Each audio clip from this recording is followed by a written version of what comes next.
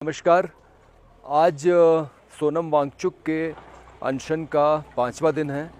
हम लद्दाख में हैं और सरकार की अभी तक कोई प्रतिक्रिया नहीं आई है।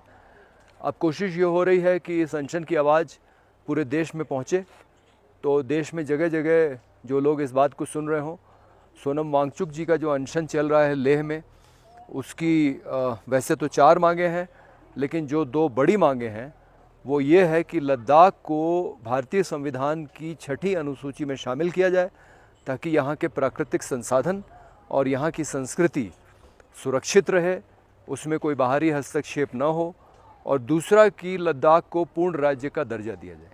तो इन मांगों को लेके सोनम वांगचुक के समर्थन में जहाँ पे भी कार्यक्रम किए जा सकें, कार्यक्रम कृपया करके करें। अपने बैनर बना लें,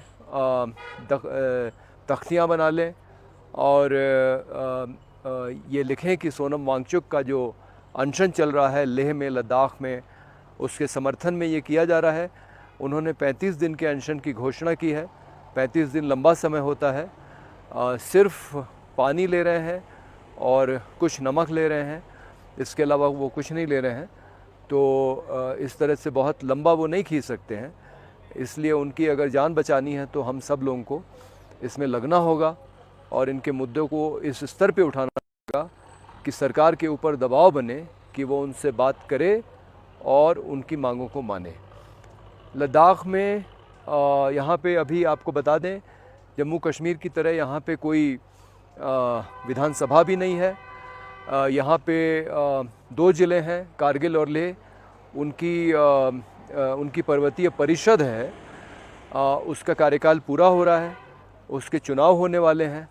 हो सकता है भारतीय जनता पार्टी इस डर से कि अभी उसका जो बहुमत है लेह में वो खो देगी, क्योंकि वो काफ़ी अलोकप्रिय हो गई है अब यहाँ, हो सकता है वो चुनाव को ही स्थगित कर दे।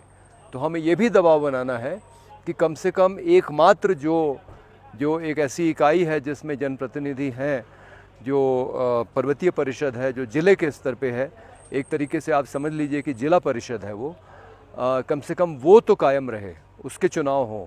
तो इसका भी दबाव हमें केंद्र की सरकार पे बनाना है। धन्यवाद।